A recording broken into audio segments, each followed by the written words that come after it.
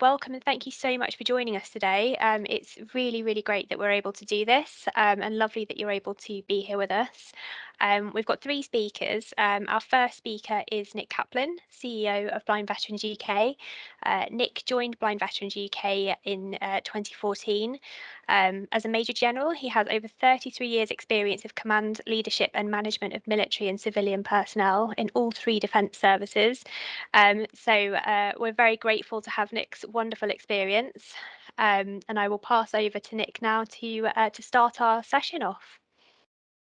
Well, Kim, thank you, and hello everyone. It's a real pleasure to be with you this afternoon, and I feel as if I'm talking to the real blind veterans family because I see from the notes that Kim has given me that you've been associated with Blind Veterans UK for many, many years, and that's the way that I would view it. That you're absolutely firmly part of the family of blind veterans, which is just wonderful. I'm just going to be speaking for a few minutes to talk a little bit about what we've been up to, and indeed what we have got planned as a charity going forward, just by way of an update, and then we'll be moving into the really important bit, which is when Adam will come on and speak. So you will know Blind Veterans well.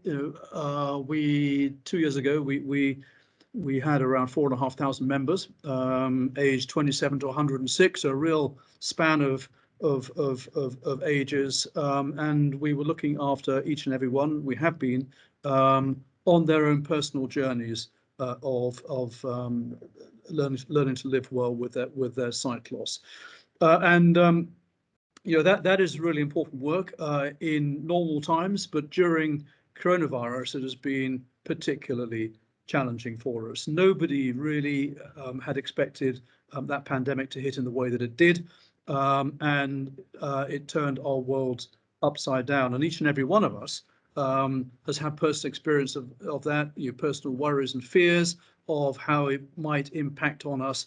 And then if you put on top of that sight loss as well, then that is a very, very significant challenge that was faced by each and every one of our members. And so we as an organisation, we as a charity, in the spring of 2020 had some major work to do to understand where we were, how we could respond to coronavirus, and most importantly, how we could support our members through it. Of course, we had our permanent residents in Brighton. We have our permanent residents in Brighton, and they were our top priority community because we had particular responsibilities to them. And care homes, as we've all known and read about, have had a particularly hard time during the pandemic.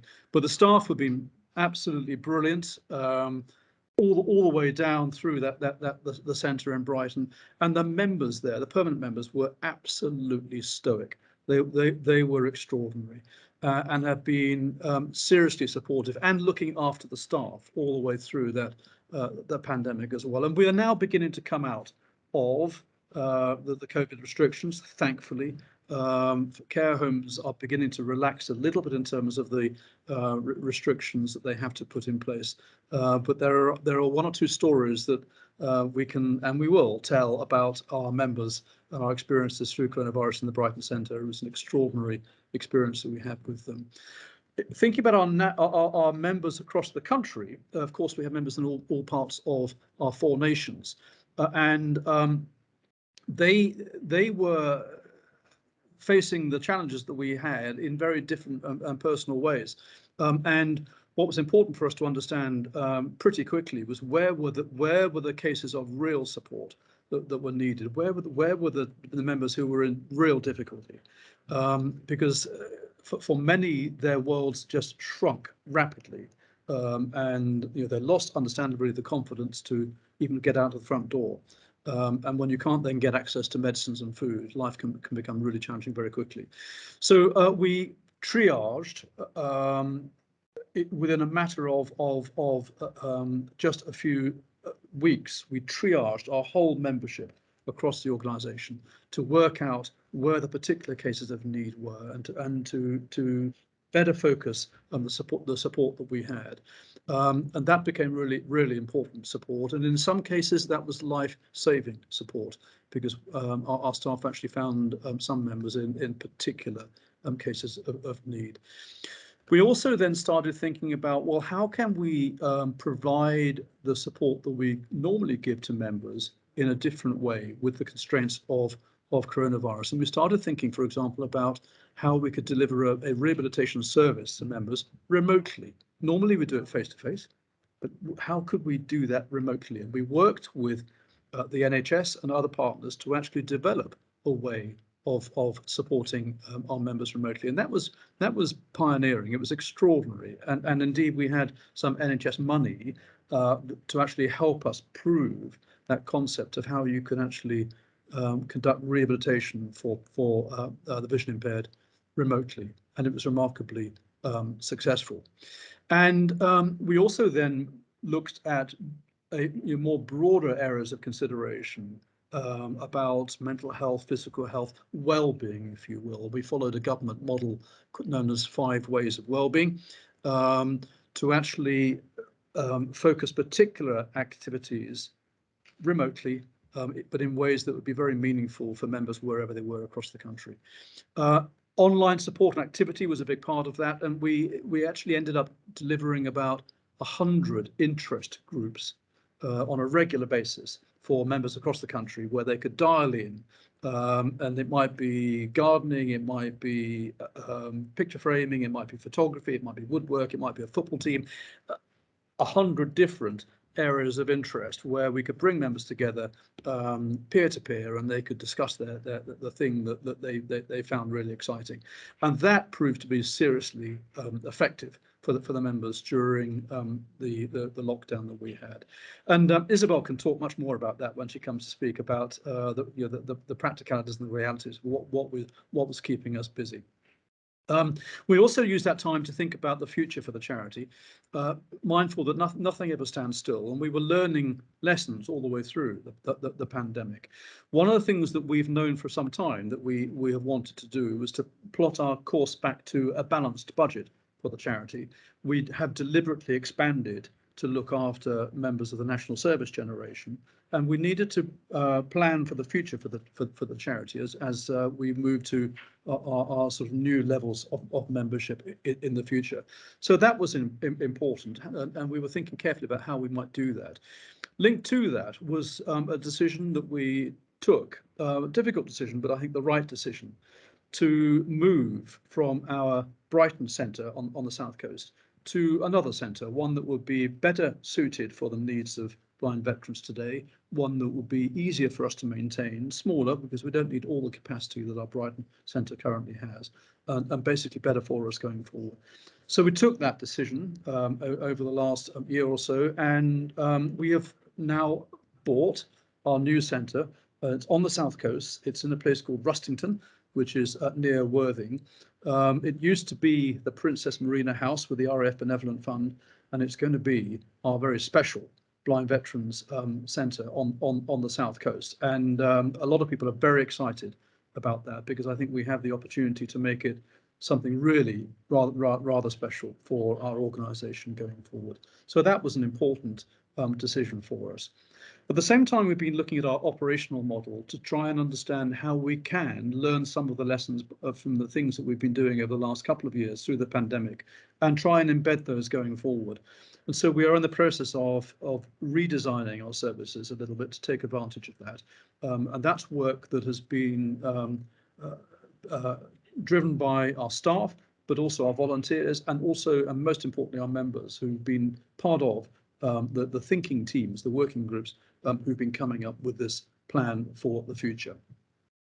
We've also taken the opportunity to, because of its success, to take our research operation and set it up as a standalone research charity.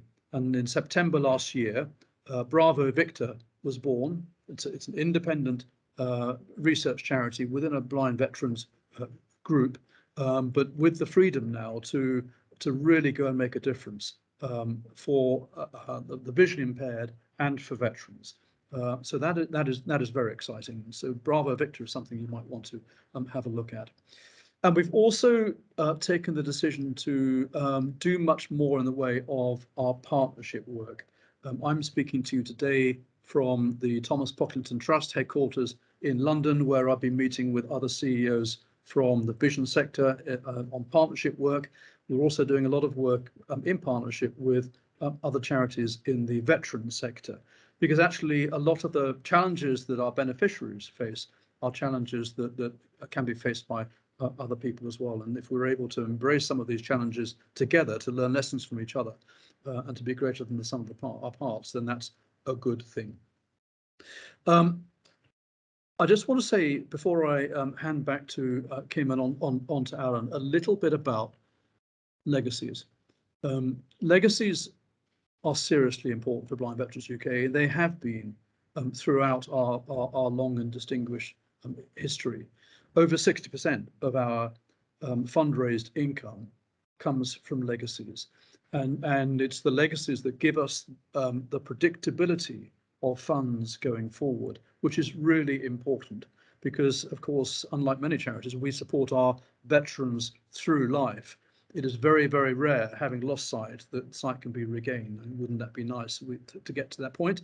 And that is something that's on the radar of Bravo Victor, but it's not going to happen overnight, and not only in very particular circumstances. So the support that we give to our members is through life support. And when you're dealing with younger members, of course, we hope that that is going to be for decades and decades to come. But their needs change throughout their lives, and we need to be ready and responsive to react to and to be prepared to support those needs as they do change through life. So that security of funding, the security and the comfort that our legacy income gives us, however great or small, is massively important to us and hugely reassuring. So we are really grateful to everybody for remembering us in the way that they do. And it's something that not just our supporters, but I know our members, our volunteers, and our staff also take seriously when they're thinking about their own wills and their own way of wanting to leave their mark going forward. And let me just finish then with talking a little bit about our members. They are the centre of our world. They are why we turn up to work. Everything we do is focused at improving the lives of veterans who served and who have lost their sight. But more than that, they are the people who are helping us to understand how best to redesign our services. They've been fully involved in every aspect of that work and thinking. They are the people frequently for whom we get our innovation, our ideas, our inspiration. They are the people who help us in terms of engaging with the outside world to spread the message. And I can think of no better example than that than Alan, who, as a member of staff and as a member, has been a member for many years. He's crazy, by the way. He does crazy things. He's been to the poles. He's done the Marathon des Sables. He's rowed the Atlantic. He's planning on running an ultra marathon on the 11th of May to raise money in aid of our Falklands veterans, because it's the Falklands anniversary this year, particular anniversary this year. And he's just a daily inspiration. So I'm going to stop and hand the virtual microphone over to a guy who represents why we all do what we do within the blind veterans family, to help people like Alan overcome the challenges of sight loss. So back to you, Kim.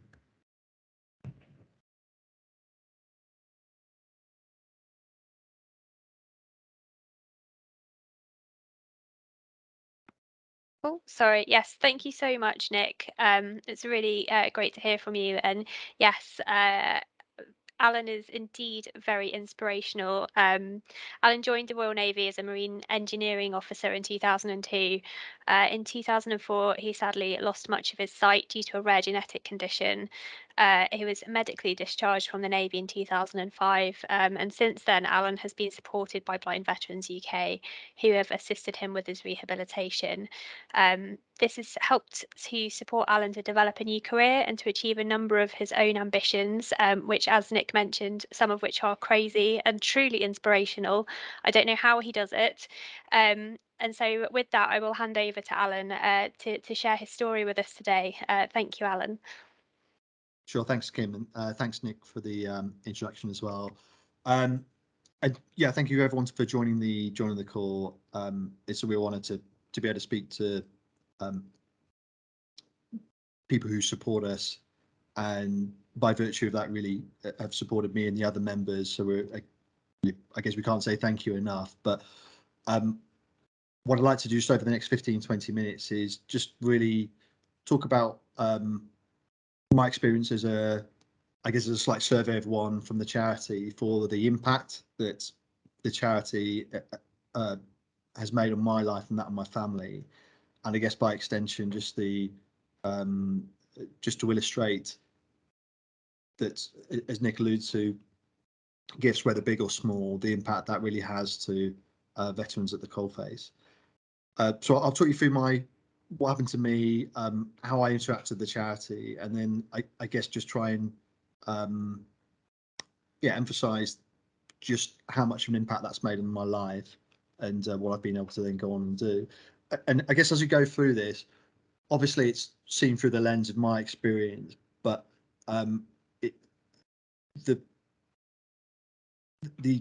guess the achievements of what I've had the opportunity to do is less sort of highlighting me per se, because actually a lot of our veterans have far worse levels of disability over and above their sight than I do, and have gone on to do equally incredible things, and often even more so.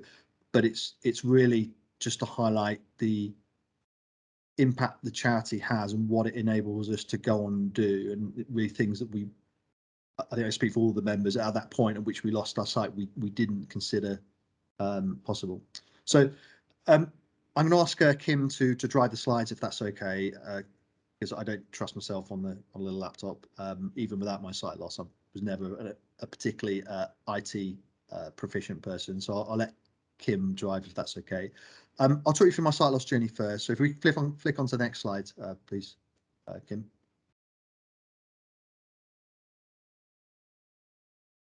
Right, and if I put these in the right order, you should see a submarine there. So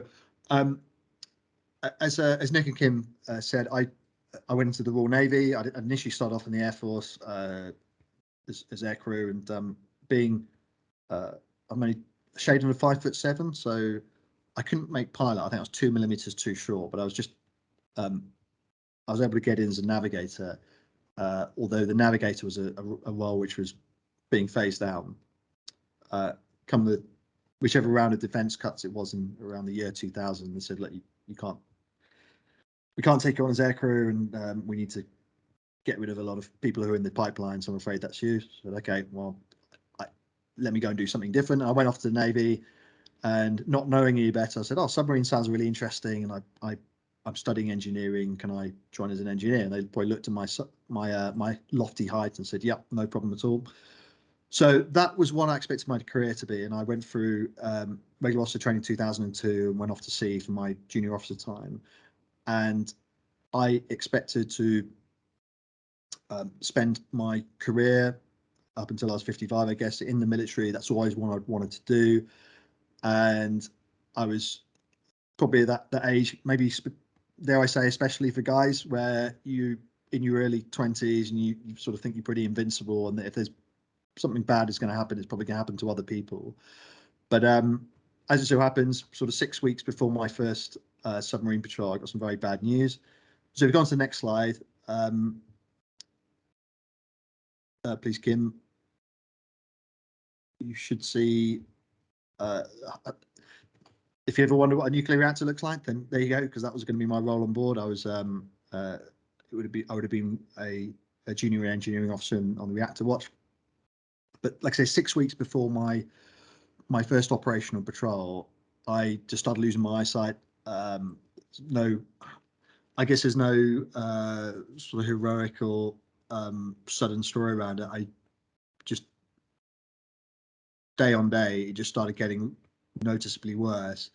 And it was quite a scary experience. I didn't know what was going to happen. And, at first I thought I just needed glasses. But in the end, I woke up one morning, I literally couldn't read anymore. And I was struggling to recognize some of my colleagues. So I got bounced around a few doctors and opticians. And if we go on to the next slide, please, Kim, you'll see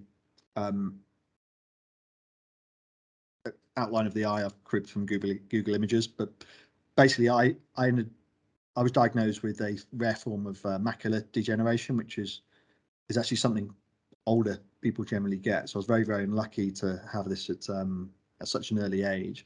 But essentially, what it does, it cost me my central vision. So I have bits around the periphery, but I'd lost that part of my vision, which enables you to do all the heavy lifting, the detailed work, just to in simple terms, be able to look ahead and see anything. So almost anything I look at disappears. And I became partially sighted and then registered blind. So suffice to say, this wasn't the happiest time of my life. And I think it was, every veteran has a unique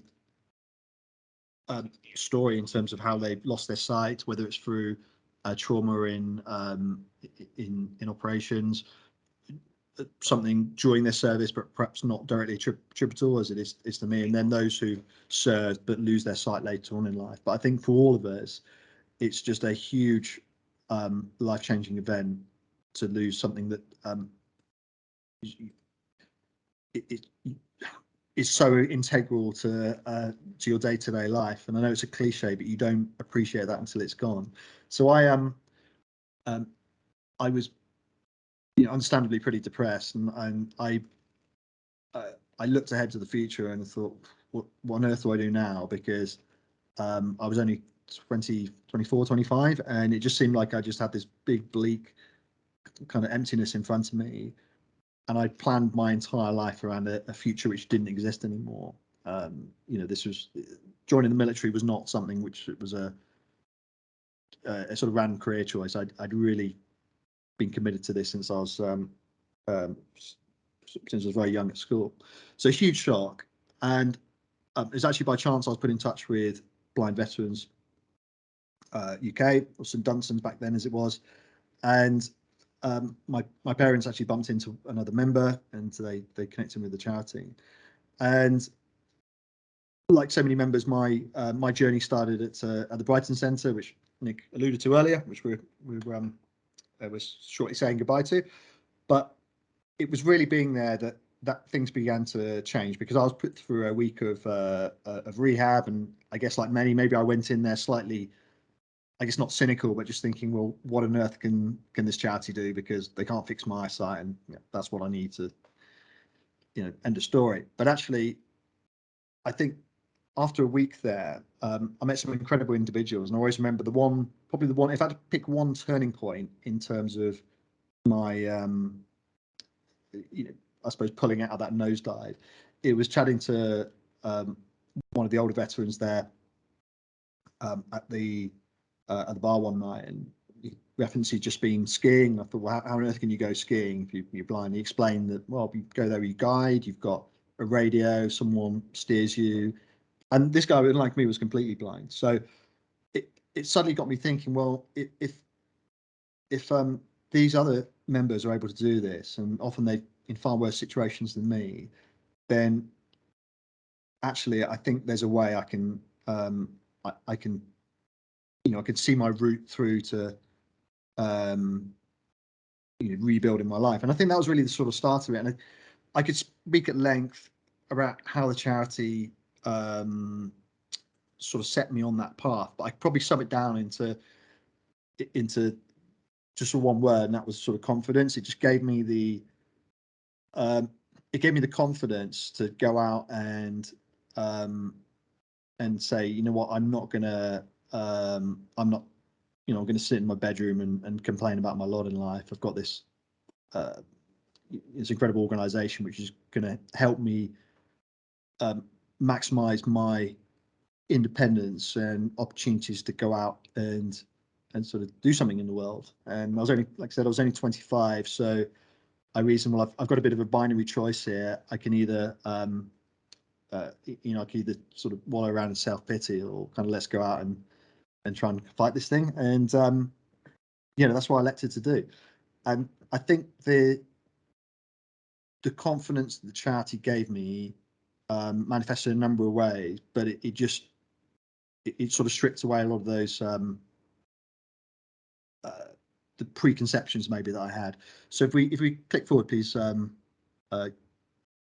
Kim, and hopefully you should see a slide there saying what I've just said, which is how our blind vet is going to help. So what I'm going to do now is I'll rattle through some images which just show some of the endeavours I've had the opportunity to be involved in, whether directly through Blind Veterans UK or because of their support. I was essentially in a position to be able to do these. And again, this is not to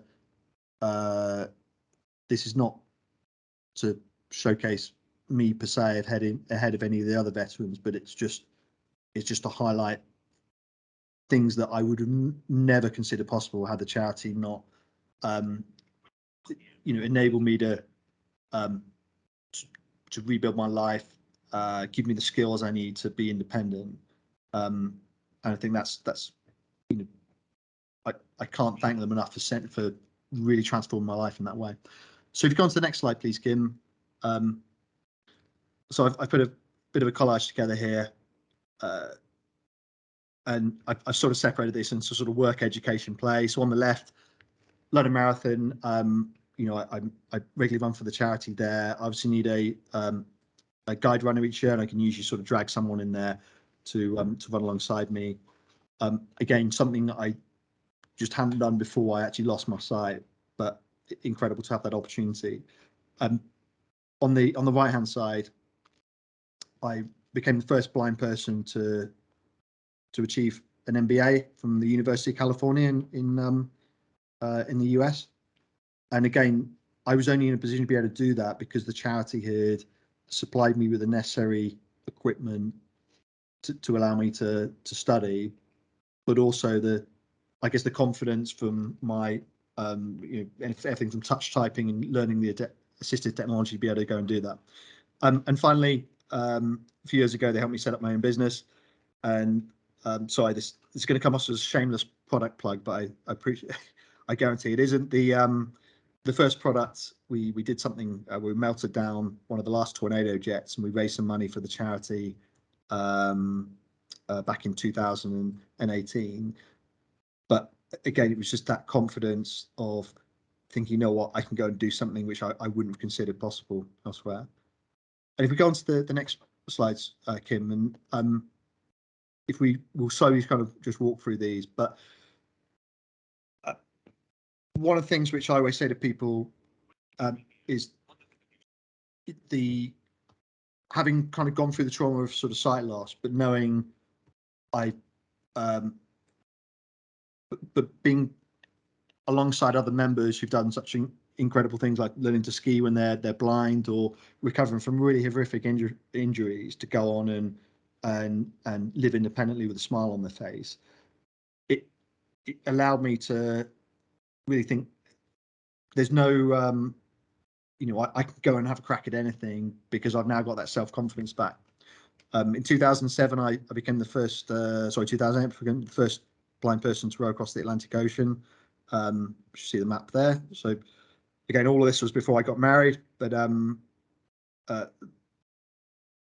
something I should say that one of my fellow members, Sparky, he went and arguably did a harder voyage across the Pacific a couple of years ago. So it's quite nice that the charity has sort of both the Atlantic and Pacific records.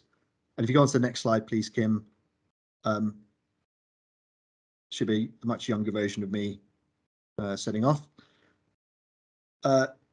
Again, just that confidence allowed me to sort of build on that. And in 2012, we go on to the next slide, please. And you probably slowly just sort of click through these, please, Kim. But I became the first blind person to ski from the coast of Antarctica all the way to the South Pole. And the next slide should be us at the South Pole. They're my teammates. And the final slide after that, if you've ever wondered, there is actually a pole at the South Pole. There it is, not particularly high, but it's we reached the pole on 3rd of January 2012, so almost 10 years ago. So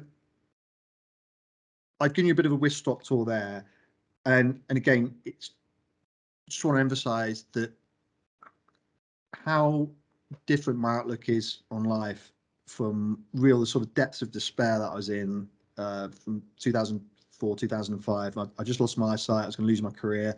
I had no idea what I was going to do. Obviously, my family were pretty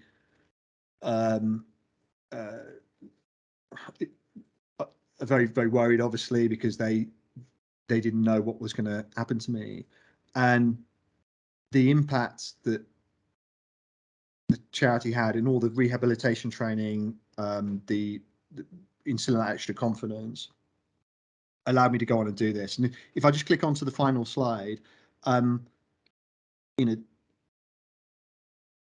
I've just tried to talk about the impact, and again, just sort of sum that up. Sorry, just next slide, please, Kim. I probably end up using this photo a lot, but it probably sort of sums it up in a way it's very relatable. Is over and above all the sports and activities I have the opportunity to do, if I could sum it up in one image, it's this. I never thought I'd have a family when I lost my eyesight, but I've got a beautiful little girl now. And when she was born, I thought, oh, I really want to, I'm going to miss out from reading bedtime stories to her. But the charity was able to supply me with special, these Orcam glasses, which essentially read off the book and dictate it into my ear, and I'm able to read to my daughter. And there's my little daughter, Penelope, hopefully looking relatively engaged while I'm sort of reading a bedtime story. So to wrap up, I'm a sort of walking example of the impact that the charity and the donations can have, and I'm really, really aware of just the large part that gifting wills and legacies play in that, and that's why I've committed as to leave a gift in my will, and I see it as, I guess, paying forward. I've benefited from all that work that's been done in the past, helping me and supporting me and my family, and that's something I want to make sure is there for future generations and other blind veterans as well. So again, it's losing my sight was it's not something I obviously wanted, and it was very traumatic, but I've been incredibly lucky to have an organisation like Blind Veterans UK and its supporters to be there and support me, but also crucially just give me that confidence that I can go out and live an independent life and hopefully make a positive contribution, beyond myself and to other veterans. So again, thank you ever so much for your support, and it really does make a huge impact.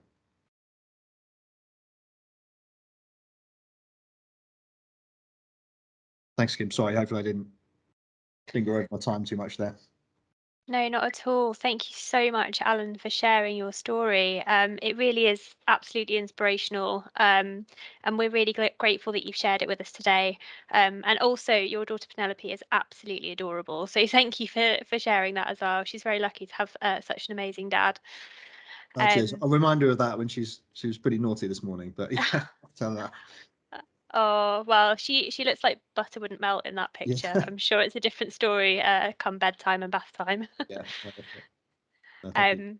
So thank you so much. Our final speaker is Isabel Whelan. Isabel has been with the charity since 2017.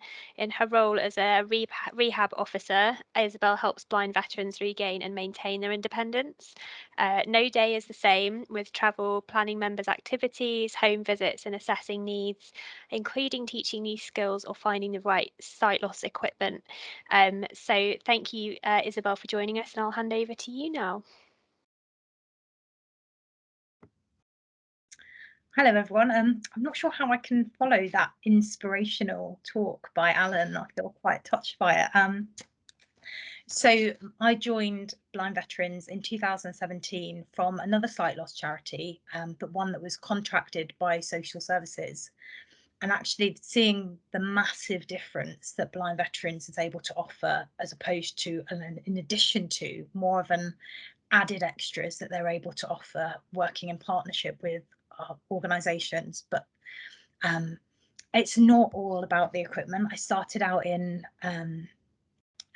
London in 2017 as a community support worker, actually. And that's more of a role of a social worker, meeting members from the first point of when they come in to Blind Veterans, assessing their needs, and then making a referral, often to a variety of places, including a rehabilitation officer. I moved from London in August last year, and I'm now working across the Northwest. And in this region, we have approximately 1,000 members based all over in 4 different communities.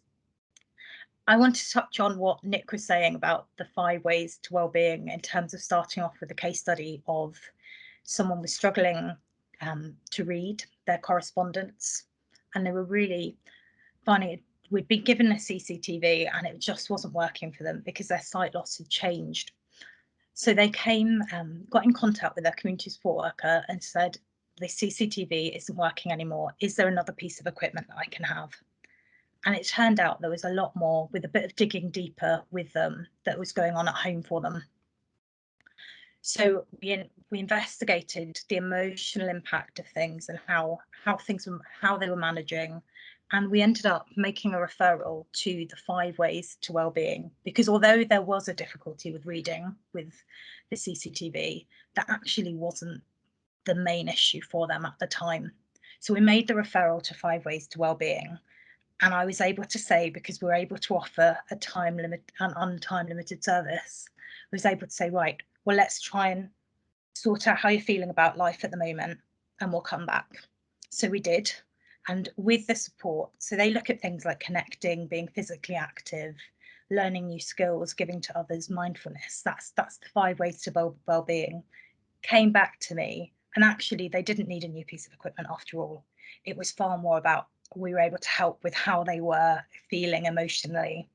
We came back and we looked more at the strategies with them to get the right position for them, changed what the equipment they already had, and then with that they were able to carry on using the piece of really valuable equipment. I should say a CCTV, for those of you that don't know, you put a piece of paper, so for some people it enables them to read a newspaper again. For other people it might be correspondence, and it might be your bank statements. I mean, all of these things through your gifts can make an absolute huge difference to the life of people with sight loss, to enable them to have that independence of not relying on waiting for someone, especially if people live alone, waiting for someone to have that correspondence, to how much is in my bank statement? Am I really wanting to rely on a carer to read that? Or actually, I'd really like to know how much I've got, so how much can I spend?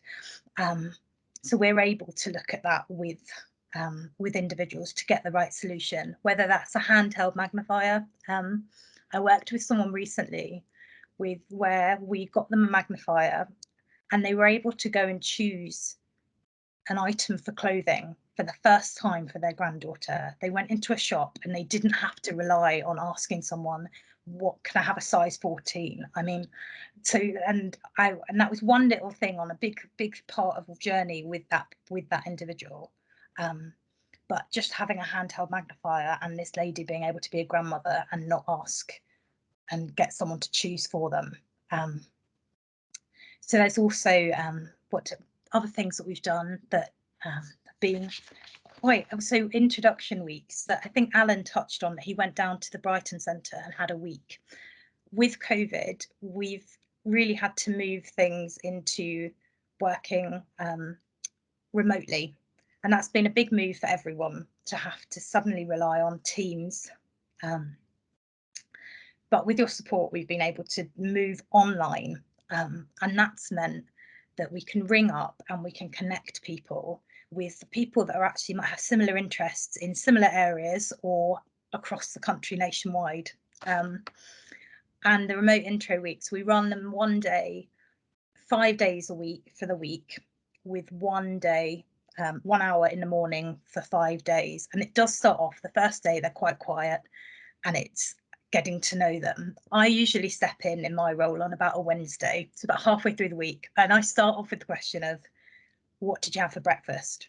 And I tried that once and I thought, well, how's it going to be asking people what they have for breakfast? It started half of the session was taken up by having people talking about what they had for breakfast. And these are people that are new to the charity and they're not quite sure what they're here for. But another member suggested, have you tried pouring milk in this particular way? Well, actually, that brought up, sparked a conversation, and they were learning from each other and supporting each other. We always have a member that's a bit further along on their sight loss journey. And from that, someone said, I've never been able to speak to someone about my sight loss before, but I felt like I could now. And actually, it made it all worth it. And it's the time that we're able to take and the creative solutions that we can do that aren't just an A, a B, and a C. Which option works for you? Oh, none of these. Well, sorry, there's nothing more we can do. Actually, that's one thing that blind veterans, we don't give up really without finding a solution. We'll work out with someone, the person, what works best, the person centered, so they can live that independent and fulfilling life that they want to do. And that is so important for them. I was thinking about the A, B, and C options when I was thinking about a mobile phone with someone, because we often get a question of, if a mobile phone breaks, what phone do I get next? I think everyone has that. What phone am I going to get? I had it recently, and you think, actually, I don't use about 5% of what I use my iPhone's available for. But people often say, I want an iPhone, I want a smartphone, and it's actually not all about the most technical option. I often say you don't need a Ferrari for a corner shop, but to get to the corner shop, but actually with it you can we work with someone for that time to get that, because it might be the perfect solution, an iPhone, for someone, but actually for a lot of people it's not. So it's about finding, and the beauty of blind veterans that is the ability that we have to assess someone, to know what to take that time to get to know with someone what's the right solution for them, and that's what we can do. So someone who would just needed 2 numbers so that they can go out to the supermarket and ring home to let their family know that they've got there and to get taxi on the way back. All they want is something simple, and they're suddenly able to do it without the complication of, oh, what happens if I press this button? But someone else might say, I want to travel to the other side of London. How do I get there? Well, they're 2 different phones, and that's something that blind veterans can spend time personalising any service to make sure that we're giving that person the right options for them. I went off piece with what I was going to talk about, so I'm gonna the telephone groups that we've been able to run, they are amazing. I was really surprised to hear that we had 100, but I'm not surprised, because we've got so we have the ones that I've been involved in. I've heard, I shouldn't say it too loudly in case you've all got them, but Amazon Echo, I was going to say her name in case you've, but I didn't want to spark anything off. Often she's known as Lady A. We do have a number of groups that actually are teaching people how to, then there's skills available for them. So it's a social group with that sort of theme. And we've also had some gardening ones. We've had I'm involved in a quiz one, and that's a really enjoyable one to join in. And it's really nice that you're that camaraderie of actually not being alone. The people you're on the phone with isn't the idea of they're with so they're with people with sight loss. They don't have to talk about it. They don't have to explain themselves. Their family might find it difficult to understand about their sight loss, but they have someone on the phone that really does understand what they're doing. And that's something that in my role we can do, talking about family. Often it's about having conversations with family, having conversations with members about their sight loss. They might have had 10 minutes in a consultation room with someone to explain about their sight loss. What does it mean? How does it impact on me? So that's something that we can talk with the family about. We can talk with care home staff about. We will personalise whatever service that we need for that member. So your gifts have really made that possible to make so that we can give equipment, we can give us support, but it's the strategies, it's the training, it's the referral to arts and crafts and gardening and whatever floats someone's boat. But even if there isn't something for them, we can adapt it and make sure that the people feel included. Just think how we're doing for time. So it's amazing the support that we're able to do. I mean, talking books. I went to see someone recently about often talking books when it's that conversation of, oh, I don't think I'll be able to read a book again. Well, have you tried talking books? No. Well, let's try. It's not the right. I don't think I'll have the book that I've got. Well, actually, the RNIB has thousands of books, and I've surprised people in the past by looking up what book they have and being able to help them access it. And it's making sure that they're able to access it. There are devices. Someone has an iPad. Someone had an iPad given to them for Christmas, and they said, "How am I going to read this letter?" And they thought that they might need a very fancy bit of kit. And I said, well, what about Microsoft seeing AI an app? Don't suppose you've got an iPad by any chance? Oh, I was given one for Christmas. Well, let's get you using one. And they were actually able to read letters, and they were also able to read a magazine that wasn't available on Talking magazines. So it was a specialist one. And actually it was by having that conversation, and the gift of your time meant that we were able, and your gift meant that we were able to spend that time with someone and not just give them an A, B, C solution. It was very much a personalised for them. And if you've got an iPad, they've now introduced the RNIB talking books. So I did help someone with accessing their talking books. In partnership, we have an IT. That's another thing. We have an IT team that will help with accessing technology. So we work in partnership with other people within our organisation as well, so, and externally. But they started it off. I went back out to see this individual. Before you know it, it's giving someone the confidence to practice skills without worrying what happens if I press this button and I won't be able to find my way back, and then I won't be able to use my iPad till the next person comes and visits. So it's practicing those skills with someone. But it's fantastic that we can, for that person as well, they were interested in football, so we practiced with them we cut out BBC Sports football, worked out what teams were important to them, and we made sure that we actually highlighted that it was only those particular teams rather than any other. In my role in where I was working before, there's no way that I would have been able to offer that additional extra support. And that's something that added extra to what Blind Veterans does amazingly. So thank you so much. I know that the funding comes from gifts in wills, predominantly for 60% of the funding. So without that, there's really something that to help people live that independent of living life. I think I'm probably at nearly my 15 minutes, so I'll let you. Yeah. Thank you so much, Isabel. That's really, really amazing to hear. I think enabling people to live independent lives really is a key, and it must be such a struggle to have to rely on other people to read your own correspondence and read the newspaper and things like that. So helping people to gain that independence and gain those skills is really fantastic. And you're right, it's only with the support of gifts in wills, which are over 60% of our fundraised income, that we're able to do this. So we are enormously grateful for that support, and it does really make a difference in people's lives. So yeah, thank you so much to all of our speakers. I don't really know how to follow on from that. It's been absolutely fantastic. We have had some questions sent to us by email, so I'll read those out. And then if any of you have any questions that you'd like to ask Nick, Alan, or Isabel now, please do post those questions into the chat, and we'll get to them shortly.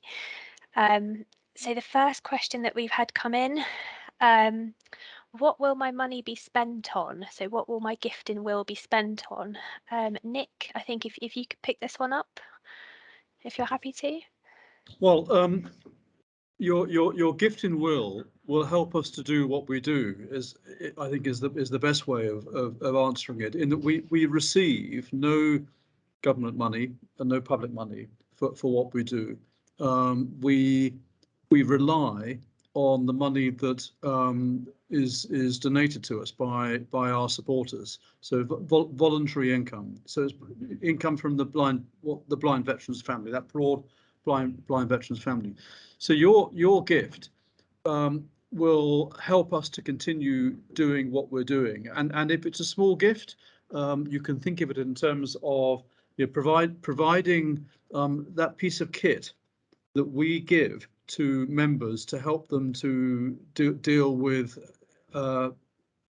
daily chores, perhaps in the house, things that for normal people will be bread and butter, relatively straightforward, but for those who are visually impaired can become seriously challenging, even as simple as making a cup of tea. Isabel was talking about scanning, and our scanning equipment can go from being stuff that's relatively straightforward to things that are really quite sophisticated and quite expensive. Alan was talking about the Orcam spectacles that he has used, which basically they look a little bit like Kim's lovely spectacles, but they would have they have a camera on them that translates, that sees and translates printed material into the spoken word that you can hear in your ears, and all of a sudden it gives you access to information. So your money, your gifts, will provide that sort of equipment support, and without those gifts, we simply can't do what we're doing. So that I think is probably how I would describe it. Brilliant, thank you, Nick. That second question that we've had come in, what if I don't have much to give? Is it worth leaving a gift in my will to Blind Veterans UK? Shall I go again? Yes. Yep. Yeah, And thanks, Nick. the answer is absolutely, absolutely. Because small gifts added together become even more significant. But every single penny that comes into this charity is important, and so we are seriously grateful for every single gift that we are given. And we have quite a number of small legacies that are left to the charity, and they're fantastic. They really are. And it's supporters doing their bit and showing that they care and that they understand the journey that people like Alan and all the thousands of other blind veterans that we've got are making, and the fact and how their needs change as they're going through life. So how big or how small it is, all really appreciated. So the answer is yes, and thank you. Brilliant. Thanks again, Nick. We've got a question for Alan this time. This one's come in. It's amazing to see what you've achieved. What do you have planned next? Well, I think, yeah, Nick mentioned earlier, but I'm going to try and do this run, but for the Falklands commemoration, which rather fortuitously our new centre at Rustington, which Nick mentioned, is about 40 miles from Portsmouth. The idea is to run with one of the serving staff from the Navy that distance and finish up either by HMS Victory or at the relevant jetty where Hermes went to the Falklands. So that's the plan now, and yeah, it's like I always love doing sport, and I think that was one of the things that I found very difficult when I did lose my eyesight. So it's not a hardship for me, I guess, to have these little things to focus on, because I enjoyed anyway, and it's good that there's hopefully a nice dovetailing between the centre, the Falklands, and being able to support some money for the charity. But no, it's that's next on the horizon. I should say as well, going back to being a dad, that obviously a daily challenge is making sure I look after my little girl. But again, being able to read to her at night does make that easier to make sure she goes to bed on time. But yeah, that's the next challenge, Falklands 40th event.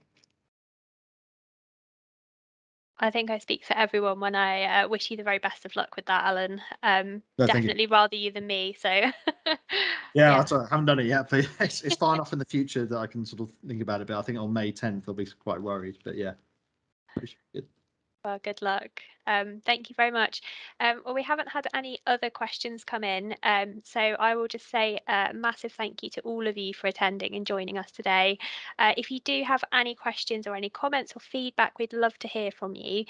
You can email the team here at giftsinwills@blindveterans.org.uk, or you can call us on 07810 504 632. We'd love to hear from you, so please do get in touch with any questions or comments. And thank you once again to our speakers. And I shall leave it there. Yes, and thank you very much, Carl, for your message. I'm glad that you enjoyed it. And yes, thanks again to our speakers. And I hope you all have a lovely rest of the day. Thanks, Kim. Thanks very much. Bye, Thanks, everyone. Kim. Thanks. Thanks. Bye. Thank you, everybody. Bye now. You. Bye.